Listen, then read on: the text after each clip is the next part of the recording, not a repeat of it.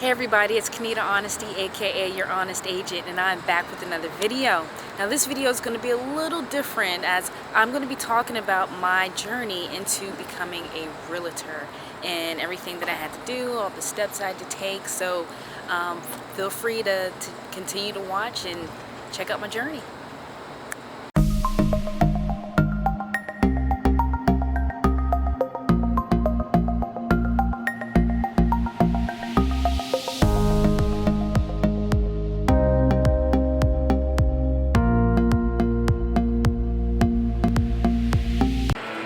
Alright, thanks for continuing to watch. Now this building behind me is the PennDOT building on Forester Street in Harrisburg, and this is where I started my professional career.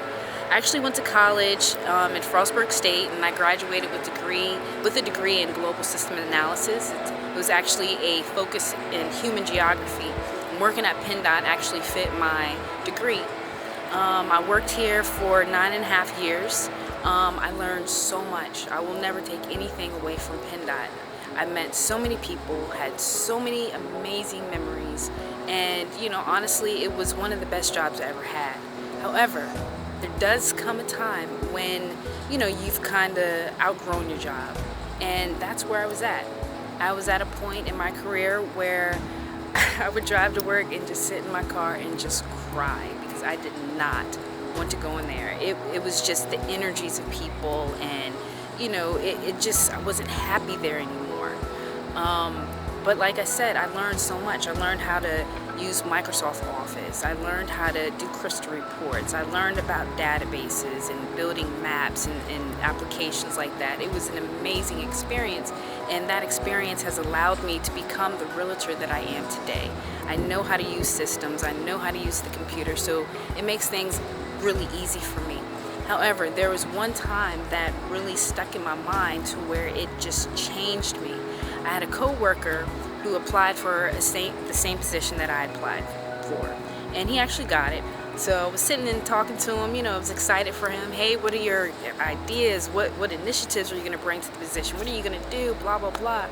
He says, well, in 10 to 15 years, I'll probably apply for, a supervisor position or a management position. And it just blew my mind because I'm the type of person that I'm constantly moving, I'm constantly learning, I'm constantly trying to make myself better. And to hear that someone is okay with just sitting and just waiting, for their time for retirement just drove me insane. And then it was just the energies of people. People aren't happy when they work for the state. I don't know what it is. It's just people aren't happy. However, when I did put in my 2-week notice, I sent all my colleagues an email letting them know that I was pursuing my dreams of becoming a full-time realtor.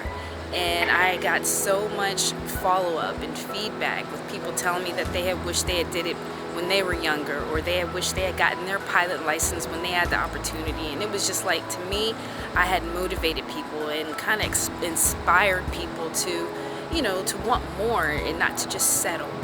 And that's who I am. I didn't want to settle. So in order for me to have made that transition, there were a couple of steps I had to take. I had to make sure my family was in order. I had to make sure I had money saved, in case I didn't get my transactions when I was expecting.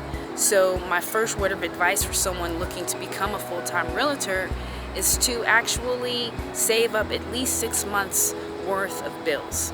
So that way, if anything happens, you have some cash, you can pay your bills, whatever. And that's what I did. I made sure that we had money saved. I took care of our insurance, our retirement, everything was taken care of. So on the day, October 21st, 2016 came, I was able to walk out these doors with a smile on my face, knowing that I was ready to take on the next challenge. And so I'm actually celebrating my 5-year anniversary of being free and being an entrepreneur. And I will say it's one of the best decisions I ever made for my family, and it's one decision that I do not regret. I'm happy, I'm healthy, and I'm living life the way that I want to. The one thing that my wife and I always promised each other, we always said that if there is something that you're doing that does not make you happy, don't do it anymore. Cut it out of your life. Just stop it. And that's what we did. And I'm so grateful to have that support system.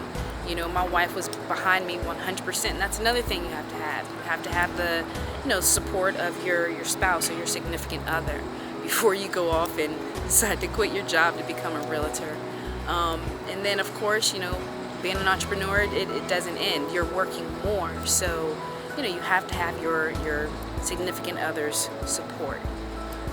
And so my advice to someone who's looking to become a full-time realtor who's still working at a full-time job, I would say get all your business in order. Make sure you have a couple of months saved up, so just in case you don't get your closings when you're expecting, or closings terminate all the time or are always extended. So always make sure you have everything in order. Make sure that all your plans are together, so that way you can move forward without having any issues. And that's exactly what I did. And when you're ready to make that plunge, you gotta just do it with all your heart and don't look back. Work on your goals a little bit every single day. Do not let one day go by where you're not working on yourself and your goals. So to that end, like I said, it was the best decision I ever made for myself, and I will never, ever look back. Thank you for watching.